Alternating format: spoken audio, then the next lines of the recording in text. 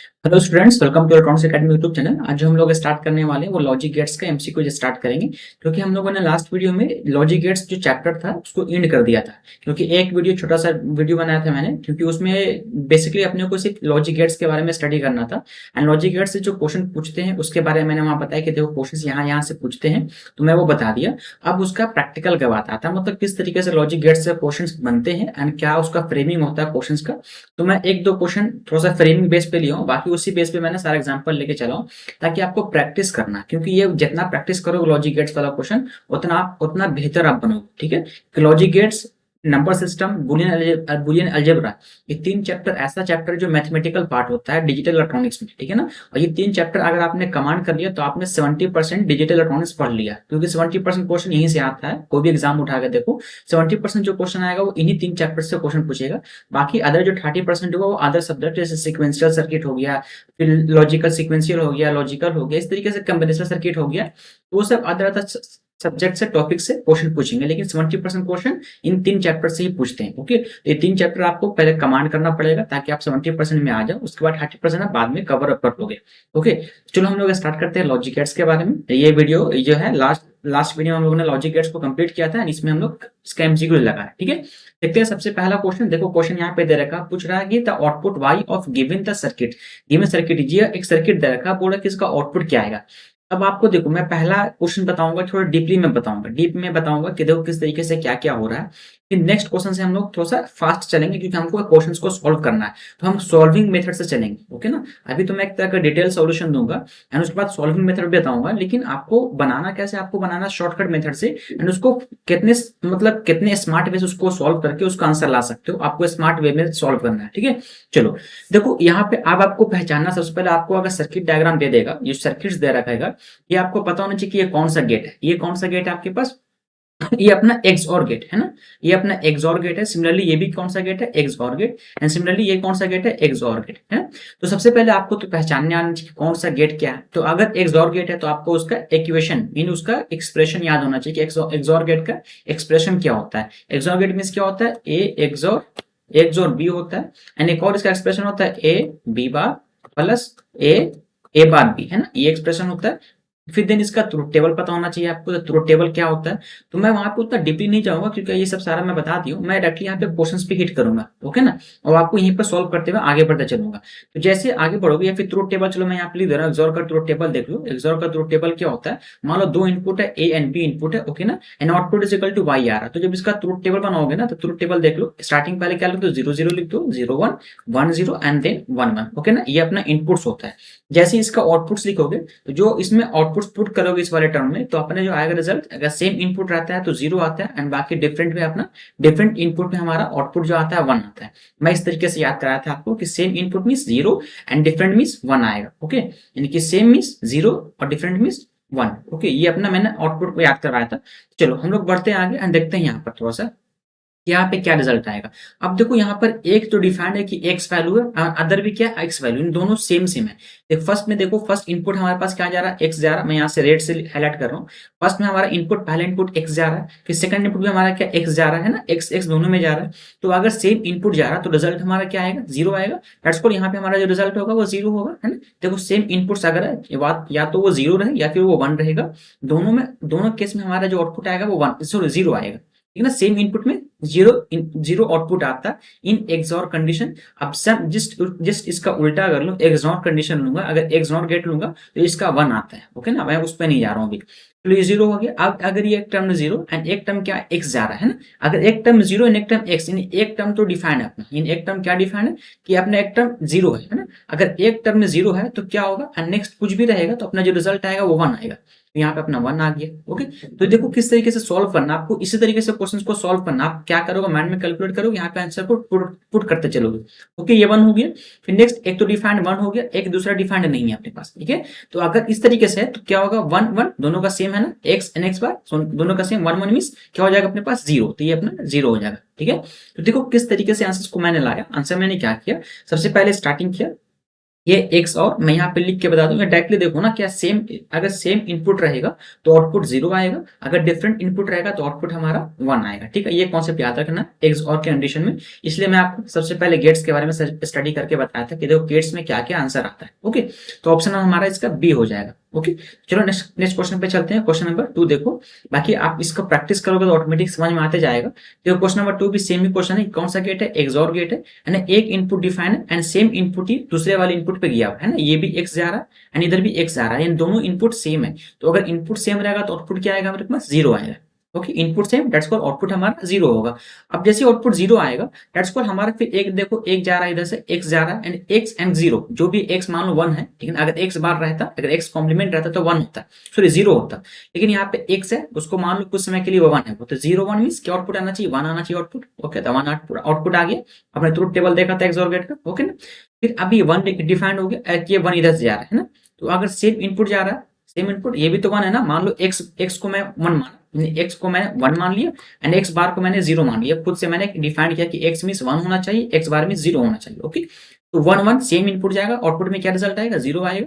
तो F is equal to क्या होगा? 0। ठीक है ना, ऑप्शन में हमारा बी। तो इस तरीके से क्वेश्चंस को सॉल्व करते हैं। देखो ये इतना टाइम लग रहा है ना, इसको मुश्किल से 5 से 10 सेकंड में इसको सॉल्व कर सकता हूं मैं। ठीक है, तो डायरेक्टली आपको इस प्रैक्टिस से आ जाएगा, आपको अभी सिर्फ आपको प्रैक्टिस करना है। ठीक है, तो चलता हूँ। बोल रहा है कि the output x of logic circuit shown in the figure ई, इसमें बता रहा है कि एक्स का वैल्यू क्या होगा, इस एक्स इज इक्वल टू क्या होगा। तो यहाँ पे बहुत सारे गेट्स को यूज किया गया। ये कौन सा गेट होगा? पहले आपको गेट पहचानने आना चाहिए, कौन सा गेट यहाँ पे लगा होगा। ये गेट अपना कौन सा? ये और गेट हो गया, ये अपना एंड गेट है ना, ये एंड गेट हो गया, ये भी अपना और है यानी ये अपना एंड गेट है।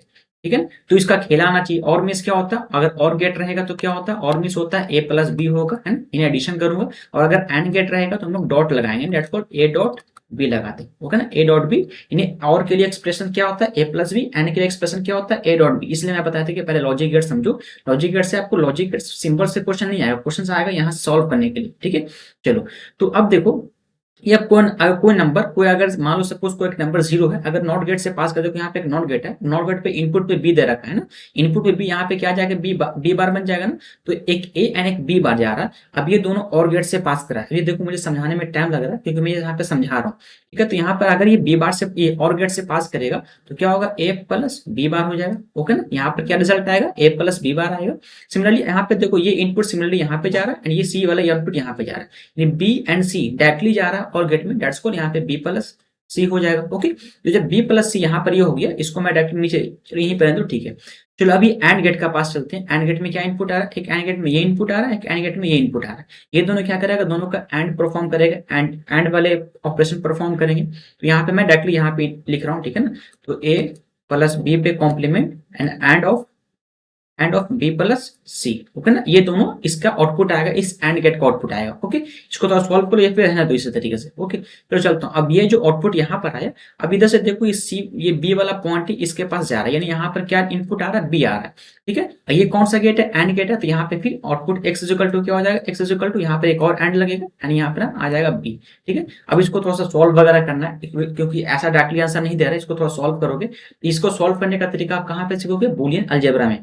तो भी मैं डायरेक्टली इसको सॉल्व कर रहा हूँ। ठीक है, आपको समझा के मैं सॉल्व कर दे रहा हूँ, लेकिन इसका एक्चुअल मीनिंग समझ में आएगा बूलियन अलजेब्रा जब मैं पढ़ाऊंगा, इसके बाद का जो चैप्टर बूलियन अलजेब्रा है। ठीक है, थोड़ा सा यहाँ पे यूज करना है इस चीज को। चलो इसको सॉल्व करता हूँ। तो ये अपने बी प्लस बी बार होगी, इसको क्या करो? क्रॉस मल्टीप्लाई करो, इस तरीके से मल्टीप्लाई करो। ठीक है ना, मल्टीप्लाई करोगे तो क्या मिलेगा? बी तो बाहर में सी है, बाकी इसको ए इंटू बी हो जाएगा, ए डॉट बी हो जाएगा, फिर ए डॉट सी हो जाएगा। ओके ना, मैं क्या करूँ? इसको इससे मल्टीप्लाई करो, फिर इसी को इससे मल्टीप्लाई करो। ओके, फिर क्या आएगा? B bar B and plus B bar C. Okay ना, इसको और आगे सॉल्व करोगे, थोड़ा सा इसको और थोड़ा सॉल्व करो। ये रहा, तो बी बाहर में रहने दो, यहाँ पे ए डॉट बी को ऐसे ही छोड़ दो, है ना, प्लस। मैं हर स्टेप बाय स्टेप कर रहा हूँ, तो मैं इतने स्टेप नहीं चलूंगा, जब मैं बनाऊंगा तो इतने स्टेप नहीं चलूंगा। अभी मैं आपको स्टेप बाय स्टेप समझा रहा हूँ। अब देखो, मान लो सपोज कर लो बी का वैल्यू एग्जाम्पल के तौर पर 1 है, तो बी बार मीन्स क्या होगा? 0 होगा। तो अगर 1 इंटू 0 करूंगा, इन 1 क्रॉस 1 डॉट 0 करूंगा तो क्या रिजल्ट आएगा? 0 रिजल्ट आएगा। तो ये पूरे टर्म में क्या हो जाएगा? 0 हो जाएगा ना, तो यहाँ पे कोई मतलब नहीं बचा, एंड बी बार सी ये बचा। ओके, इस तरीके से हुआ। ये वाले अपने इरेज करो यहाँ पर थोड़ा, है ना। चलो और आगे बढ़ता हूँ, थोड़ा सा और आगे देखो। तो यहाँ पे आप सबको मल्टीप्लाई कर दो, तो ये क्या हो जाएगा? मल्टीप्लाई करने से ये जब मल्टीप्लाई करोगे तो क्या आएगा? ए बी एंड बी हो जाएगा। अब इसको इस तरीके से मल्टीप्लाई करो। ओके ना, तो ए बी बी होगी plus A B and C plus A B bar and then C, ये हो गया रिजल्ट। और थोड़ा और आगे बढ़ोगे तो ए बी इंटू बी, अगर मान लो सपोज 1 इंटू 1 करो तो क्या रिजल्ट आता है, 1 ही आता है ना।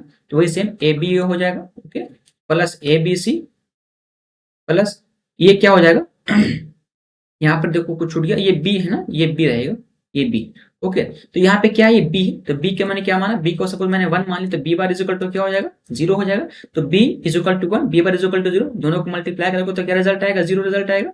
तो ये टर्म पूरा 0 दे रहा है रिजल्ट, तो अब 0 को जितने से मल्टीप्लाई कर लो रिजल्ट 0 आएगा, ये भी पूरा टर्म 0 हो गई, ओके। और थोड़ा और आगे बढ़ोगे तो जो रिजल्ट आएगा, अब ये यहाँ पर से ए बी कॉमन ले लो, तो ए बी जब कॉमन लोगे तो 1 प्लस सी कॉमन आएगा, है ना। इक्वेशन को सॉल्व करने आता है ना, बस यहाँ पे इक्वेशन हम लोग सॉल्व कर रहे हैं, ओके। अब मान लो सपोज कर लो कि 1 प्लस समथिंग ले लो, 1 प्लस 1 ले लो, रिजल्ट 1 ही होगा। 1 प्लस 0 ले लो, रिजल्ट 1 ही होगा। 1 में आप कुछ भी ऐड करो बाउंड्री में तो रिजल्ट 1 ही होता है, ओके। तो ये पूरा का टर्म क्या हो जाएगा, 1 हो जाएगा। दैट्स मीन हमारा जो रिजल्ट आएगा वो ए बी रिजल्ट आएगा, तो ऑप्शन हमारा जो होगा वो सी हो जाएगा। तो क्वेश्चन देखो किस तरीके से सॉल्व करते हैं। अब देखो इतना मैंने टाइम लगाया, इतना एक्सप्रेशन लंबा एक्सप्रेशन सॉल्व किया, तो आपको इतना लंबा एक्सप्रेशन आपको सॉल्व नहीं करना, इतना परफॉर्म नहीं करना, आप डायरेक्टली 2 से 3 लाइन में इसको सॉल्व करके आंसर लाओगे, ठीक है। मैं आपको सिर्फ समझाने के लिए इतना लंबा उसको सॉल्व किया। चलो चलता हूँ नेक्स्ट क्वेश्चन पे एंड देखता हूँ, उसको थोड़ा सा और रिड्यूस करूंगा मैं, ठीक है। चलो चलता हूँ नेक्स्ट क्वेश्चन, क्वेश्चन नंबर 4 देखो, बोल रहा है एक लॉजिकल यहाँ पे सर्किट दे रखा है, इसको y इक्वल टू आउटपुट क्या आएगा वो पूछ रहा है क्वेश्चन में।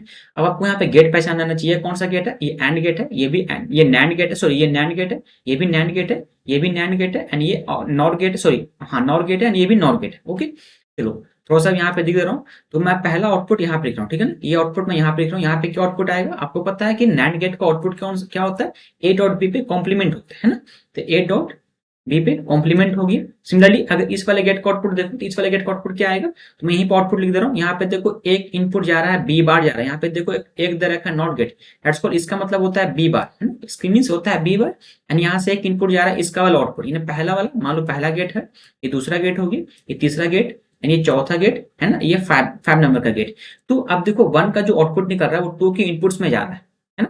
तो 2 के इनपुट्स में क्या जा रहा है, वो ए डॉट बी का कॉम्प्लीमेंट जा रहा है। इधर से एक और इनपुट क्या बी बार है, तो आउटपुट क्या आएगा, मैं यहाँ पे लिख रहा हूँ 2 वाले इनपुट्स, 2 वाले में इनपुट क्या, 2 वाले में आउटपुट क्या आ रहा है, तो आउटपुट आएगा ए डॉट बी पे कॉम्प्लीमेंट, ओके ना। एंड ये क्या है, इस तरह का नॉट गेट है, नॉर गेट है, ओके ना, सो नैंड गेट है, तो इस तरीके से कॉम्प्लीमेंट आ जाएगा, ओके ना। ये कॉम्प्लीमेंट यहाँ पे होगी। इसको थोड़ा सॉल्व वगैरह करोगे, यानी कि डिमॉर्गन्स वगैरह लगाओगे, किस तरीके से लगते हैं डिमॉर्गन्स, किस तरीके से लगाया जाता है, इसको थोड़ा सॉल्व कर लेता हूँ।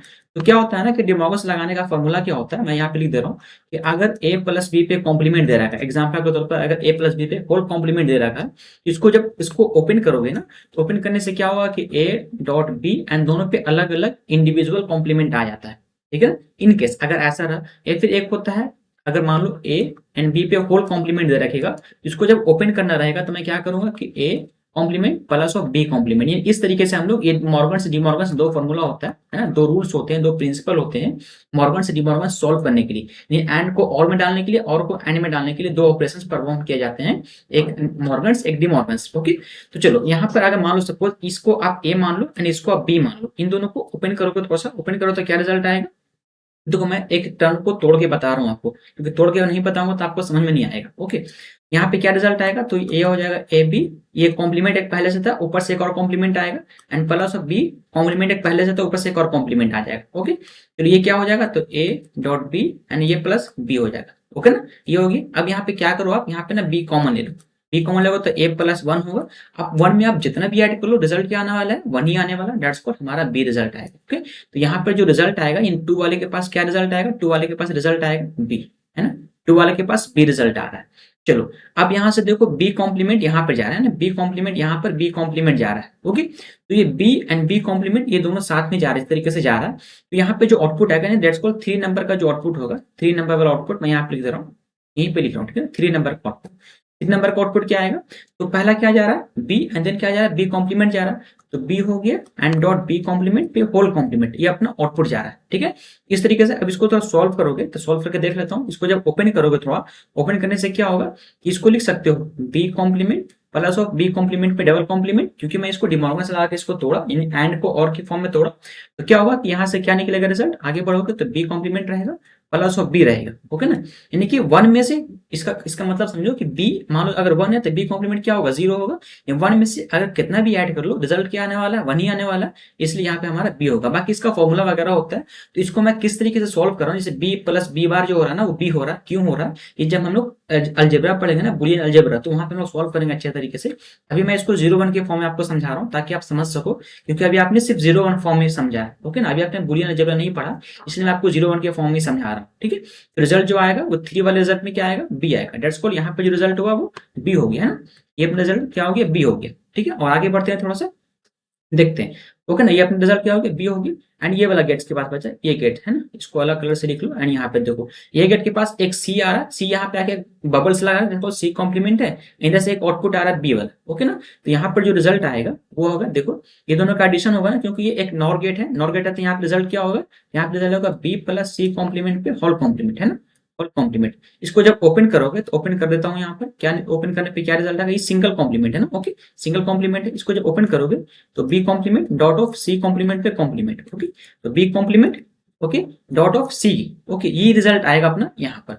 अब ये दोनों यानी B and B cross B complement C, ये जाएगा वाई के पास। तो डायरेक्टली मैं वाई का इक्वेशन लिख दे रहा हूँ थोड़ा सा, तो वाई का इक्वेशन मैं यहाँ पे लिख रहा हूँ, ठीक है ना। तो वाई इज इक्वल टू आपके पास क्या आएगा, ये क्या है, एक तरह का नॉर गेट है, तो ये दोनों का एडिशन ऊपर में कॉम्प्लीमेंट होगा। तो दोनों का एडिशन मीन्स क्या होगा, B plus B complement of C पे होल कॉम्प्लीमेंट, ठीक है, ये अपना रिजल्ट आएगा। इसको थोड़ा सॉल्व करोगे, सॉल्व करने पर जो रिजल्ट अपने पास आएगा, यहाँ पे से कुछ एक रिजल्ट हो जाएगा, आप उसको शो कर देना है।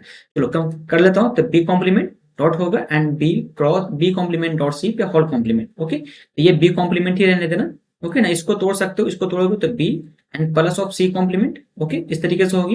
अब क्या करो, इसको मल्टीप्लाई कर दो, या फिर मल्टीप्लाई भी कर सकते हैं, अभी आपके पास और भी ऑप्शन है, ये देख लेना थोड़ा सा, है ना। इसके आपके पास और भी ऑप्शन है, बहुत सारे आपके पास ऑप्शन है, या फिर देख लो एक एग्जाम्पल और ले लो, थोड़ा सा समझो, ठीक, ओके। तो ये जो है ना, ये कॉम्प्लीमेंट एक छूट गया यहाँ पर, ये कॉम्प्लीमेंट छूटा बी कॉम्प्लीमेंट।